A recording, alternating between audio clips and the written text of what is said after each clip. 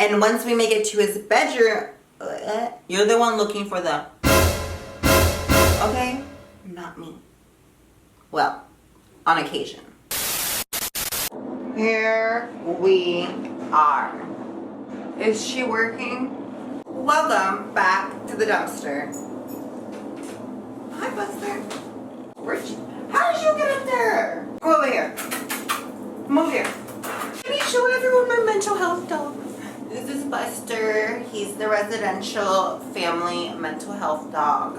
Because you know we all got mental issues in this family, so I love him so much. Buster. Yeah. This is what I've been up to. It's been a minute. I've missed you all so fucking much. You do not understand. But I've been gone working on my mental health and a few traumas that I've been through, as I'm sure some of you guys know on my channel. I'm very open about my life. And we'll eventually get into all of that. But today's video is a story time. I've been live streaming quite often, so make sure you have your notification bell turned on and you're subscribed. And on the live streams, I just hang out, ask you guys what kind of content you guys wanted to see. And it was ultimately decided that a story time is needed. And what perfect timing than right now. So sit down, grab a snack, and let's spill the drama.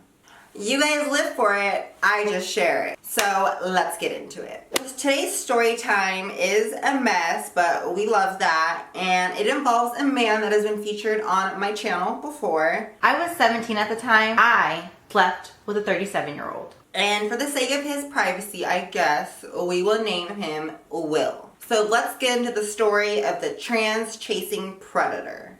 Now, this whole sequence of events takes place in January of 2020, this year, pre-corona. And at this time of my life, mentally, I'm at a really low point, working in retail, not loving it, really just floating and not really sure of my purpose in this world. We were in a dark place. So it's a simple Wednesday night, and my best friend Lily and I decide to go bar hopping in one of our local neighborhoods. And we do end up in the gayborhood, Hillcrest, which is known as like the gay neighborhood where like the dolls are, the gays party. It's a good time. We end up at a spot called Urban Moe's, and very quickly we're faded, and I decide it's a good idea to invite one of my close trans girlfriends out, who we will name Fern. I saw that she was alone that night, so I said, Fern, come out and meet us, because no doll should be alone. Hello?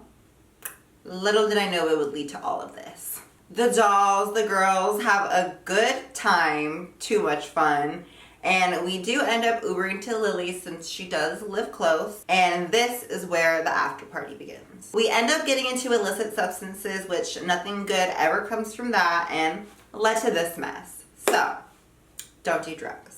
So being the dumbass that I am, I decide it's a good idea to text Will, which if you all are familiar with is a predator. Now, some of you are probably wondering why I would even text Will when I know his intentions, I know the type of person that he is, but for me, I just wasn't in the best headspace, obviously. Bad decisions. Will does end up Ubering Fern and I down to his place in PB, which here in San Diego is like the beach area, and it's 1 a.m.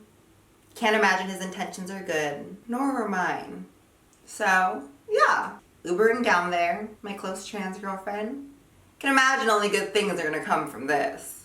When we arrive at his place, it's interesting. He's a surfer, so his living arrangements definitely reflect that aesthetic. And he already does have 2 guests there. They're all drinking, but once Fern and I get there is when the party begins. So it's myself, Fern, Will, and his 2 guests, so 5 of us are all mingling, partying, talking, fun stuff. When Will wants to show me around his new place, and being the polite guest that I am, I oblige. His place is meh, but honestly, I applaud anyone living on their own. Snaps to you. But when we make it to his bedroom, that's when things take a turn. He shows me around the bathroom because he's rambling about how it has 2 double sinks, a master tub, It would be perfect for us. We'd be perfect together. The same things he's been telling me since I was 17 years old, grooming me. But when I turn around in the bathroom mirror, he has me trapped between the sink and his big ass body, mind you. I'm like 5'5", and this man is 6'2", maybe 6'1". I don't know. He's tall, I'm small, I'm trapped. We end up kissing and a little more. AKA he gave me fellatio. I'm drunk and on a good one at this point and don't really have the power to fight him off, and at this time of my life I was willing to drastically bend my boundaries for men, so just let things happen. I guess you could say I missed the affection, maybe?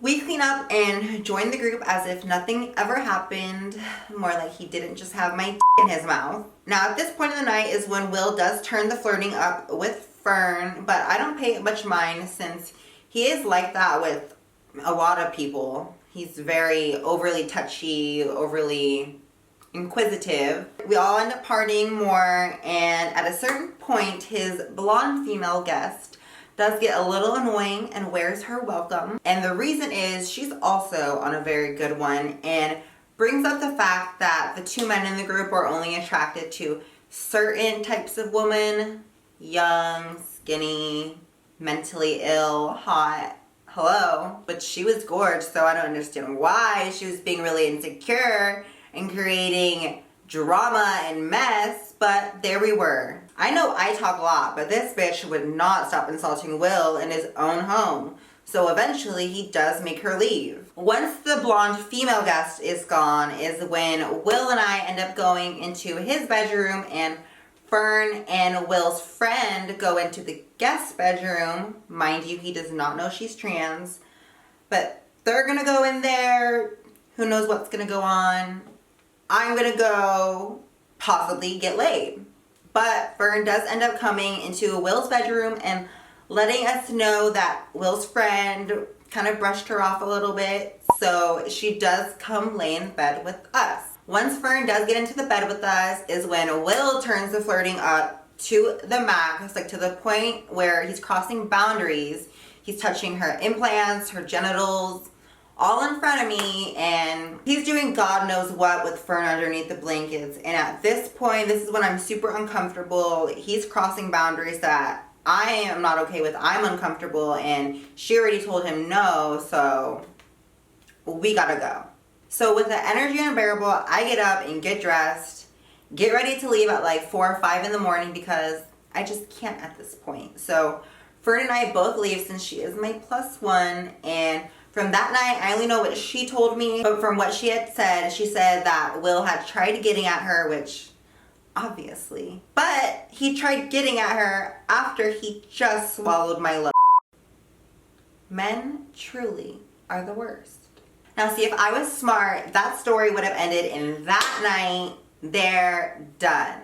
But because this is my life and the hetero community is messy, let's continue.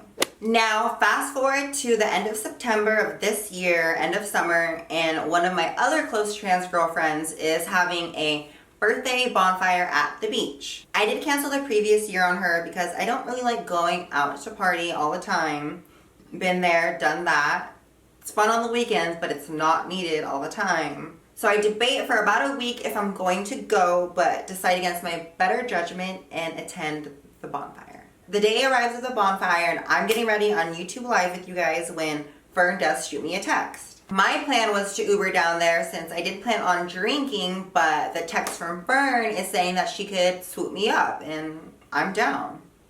What's the worst that can come from it? Once Fern does pick me up, her energy is very weird considering we hadn't been alone since the night at Catch a Predator's house, but I try not to dwell on it too much because I'm baked and we need to bounce. On the way down to the beach, we do small talk, and I have hazardly paid attention to what Fern's saying, but I do pick up on her mentioning she does have a new boyfriend, which isn't a big deal, but I do believe it plays into her character since she is someone who is always in a relationship or sleeping around. It leads me to believe that she gets her validation as a trans woman through the cycle of love and infection when that's not the answer. Therapy is, mama. But anyways, we get down to the beach, and at this point, I'm in the mingling mood. I'm excited to spend time and celebrate one of my really close trans girlfriends' birthdays, because to me, a trans woman's birthday celebration is so important, because statistically, our life expectancy is low, especially as trans women of color. So I just wanted to come out, support her, love her. Yeah. So I suck it up and meet her family, who I end up finding out is co-workers with my mother. San Diego is too small of a city. Once I'm settled in and have said hi to all her friends and her family, I crack open the White Claws and light up the medical marijuana mama. It's a late night, the bonfire is going, we're having a good time drinking, taking pictures, and it's fun. For now. Eventually the dolls, Fern and I and the birthday girl do end up having to go to the bathroom, and the birthday girl does have a brother there who does tag along. Apparently he's straight and does have a child, but you can definitely tell from his energy and actions that he's into the dolls. So hold on to your weaves, because more achievement flying your way. When the dolls come out of the restroom, birthday girl and I notice that Fern and her brother, the birthday girl's brother, are getting a little handsy, and we kind of leave those two behind to warm up. I'm just there for more support, because if you remember, Fern has a boyfriend. Fern does ask me what she should do, and girl, I'm not the one with a boyfriend. What should you do? Basically tell her as long as no boundaries are crossed, then everything will be fine, no harm, no foul. Personally, I wouldn't even entertain the idea because, you know, bad karma, but I'm at this point, I don't really care much. I'm a little drunk and this isn't my drama. Things do take a turn though when in my drunken state, I decide to text Will again. Now, a young girl should have known better, because A, I had an illicit relationship with him while I was underage, and B, the night with Fern, but there I was, texting Will. I tried to meet up with him that night, but he does end up having friends over, and after last time with his friends, no thank you. He takes offense to my comment, which leads to him telling me to fuck off, which I then respond, calling him a cocksucker. And from there, the situation went spiraling downhill. Mind you, I'm still at the bonfire, and Fern's laid out next to me, blackout drunk, not even aware what's going on. And while Will and I are in our non-polite exchange of words, he ends up letting me know that he banged my friend, referring to Fern, and that the trans world is easy.